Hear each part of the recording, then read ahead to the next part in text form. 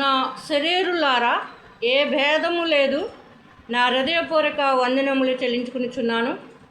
అయితే ఈ రోజున కొన్ని మాటలు మనం నేర్చుకుందాం. ఇది పరిశుద్ధ గ్రంథము. ఈ పరిశుద్ధ గ్రంథము కన్నులు కలిగినది. ఇన్ని కన్నా అన్ని కళ్ళ అని కాదు, కన్నులు కలిగినది. పరిశుద్ధ గ్రంథము కన్నులు కలిగినది. అయితే ఇందులో కన్ను అనేది ఎక్కడుందండి? ఏమన్నా ఉందా షేపు? కన్ను షేపు ఉండదండి బైబిల్లో. ఇది కన్నులు కలిగినది అంటే ఆ మూడో కన్ను ఉన్నవారికి ఇది కన్నులు కలిగినది అని అర్థమవుతుంది. మనుషులకి ఇది అర్థం కాదు, ఎందుకంటే చదువుకోలేని నాకు కూడా అర్థం కాదు. సైన్స్కి ఏమైనా అర్థమవుతుందేమో మరి, నాకు తెలీదు. దీన్ని పక్కన పెట్టేద్దాం. అయితే ఈరోజు మనము మానవ కన్నుల గురించి తెలుసుకుందాం. మనిషికి చూసేవి సాధారణంగా 2 కళ్ళు ఉంటాయి కదండి, 2 కన్నులు ఉంటాయి. నేను కన్నుల గురించి మాత్రమే చెప్తున్నానండి.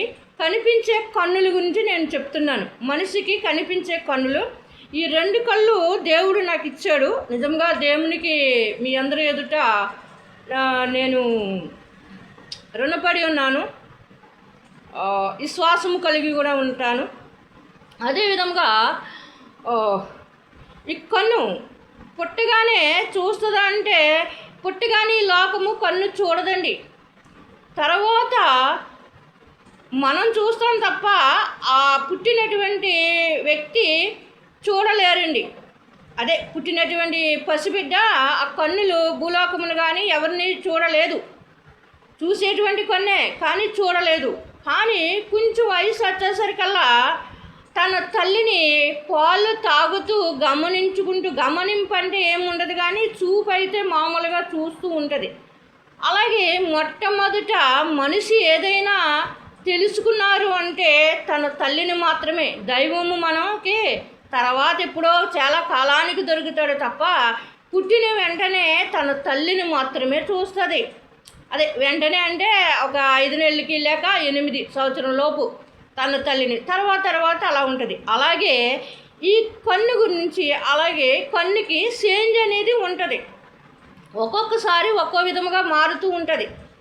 దాని యొక్క రూపులు మారుతూ ఉంటుంది, కానీ కన్ను అయితే మారదండి. దాని రూపు మారుతుంది.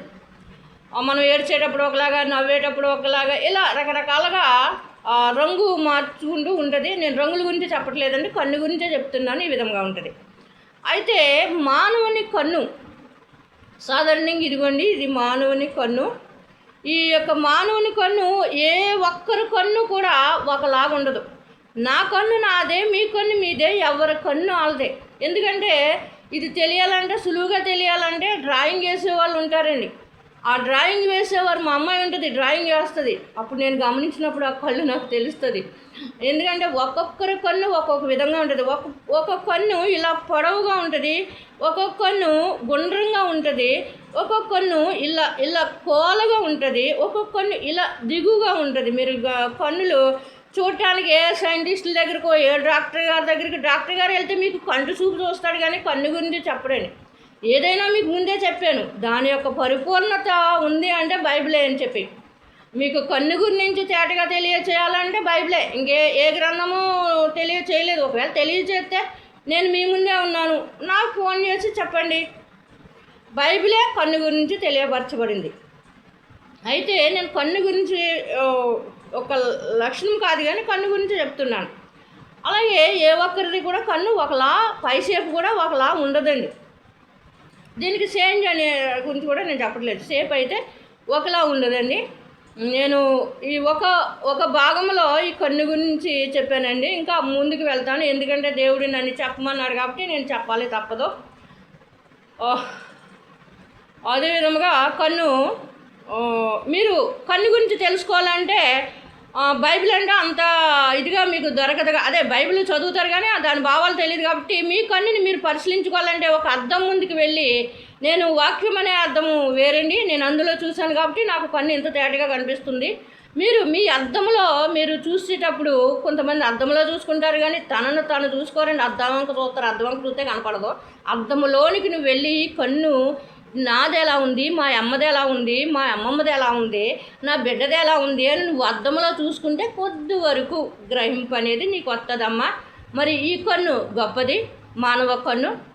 నేను ఫస్ట్ భాగంలో కన్ను గురించి చెప్పాను, సైజుల గురించి. ఆ కన్ను ఏ ఒక్కరిది ఇదిగా ఉండదని. దేవుడు మిమ్మల్ని దీవించునుగాక, కన్ను గురించి గ్రహించబడుదురుగాక. Amen, amen, amen.